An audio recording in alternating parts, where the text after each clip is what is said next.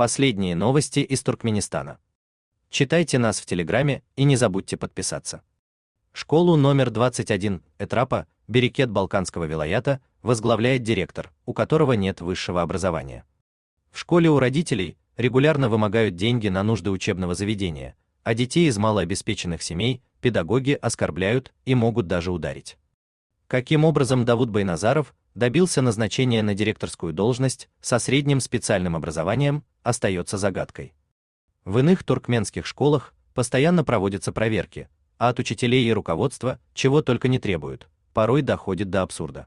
Так, в 2022 году в Куняургенче Дашагузского вилаята учителям пришлось от руки переписывать классные журналы за 2 месяца. Таким образом, они готовились к визиту в регион министра образования.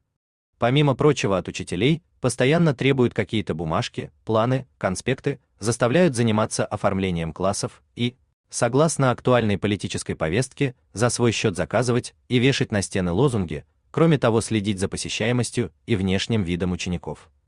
Но в случаях, как с Байназаровым, вся суровость контролирующих органов куда-то странным образом улетучивается.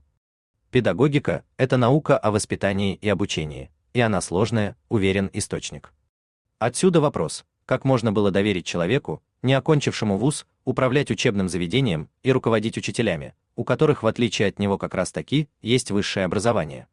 Как он может служить примером подрастающему поколению? Конец цитаты. От родителей в школе номер 21 регулярно требуют сдать деньги, то на ремонт здания, то на украшение в качестве подарка, то на занавески. Но Берекет, бедный Этрап, там немало семей, которые объективно не могут позволить себе выделить требуемые школой суммы. Дети из этих семей подвергаются травле, в том числе со стороны педагогов. Их, рассказывает источник, называют харамзада, то есть ублюдок.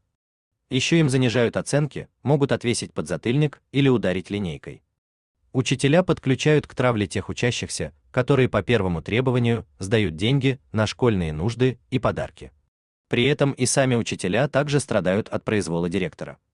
Учебные часы, а значит и оплату в первую очередь получают те, кто старается во всем ему угождать. Остальные могут рассчитывать на работу лишь по остаточному принципу. Если кто-то жалуется в Этрапское управление образования, чиновники их же назначают виноватыми. Родителям говорят, если ребенок не успевает в учебе, значит ему нужно больше времени уделять дома, заниматься с ним, а учителям не пытаться свергнуть директора. Что же касается здания школы, то оно на самом деле требует обновления. Но тут необходим капитальный ремонт, ибо никакими сборами с родителей проблему не решить, даже если деньги и правда идут на эти цели. Однако из бюджета средства на ремонт почему-то не выделяются.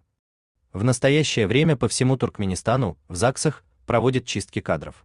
К сентябрю там не должно остаться сотрудников без высшего юридического образования. Регистрировать браки, разводы, смерти и рождения должны будут только люди, имеющие диплом юрфака университета. Наблюдатели считают, что это правильно. Слишком часто должности занимают случайные люди, получившие должность по блату. Но разве работа в школе не более сложная и ответственная, чем в ЗАГСе? Так не стоит ли распространить чистку кадров на все госучреждения? Пока же руководители отрасли образования лишь точечно реагируют на проблемы. Так, после того, как Туркмен Ньюс написал о нескольких беременных школьницах и ученике, избитом учителем, был уволен глава управления образования Дашагузского вилаята Ашир Мурат Кирлиев. Но этой сфере необходима системная кадровая реформа, а не отдельные наказания за так называемый залет. У вас есть интересная новость, и вы хотели бы ею поделиться? Пишите нам в секретном чате Телеграма. Мы никогда не раскрываем свои источники и гарантируем вам полную анонимность.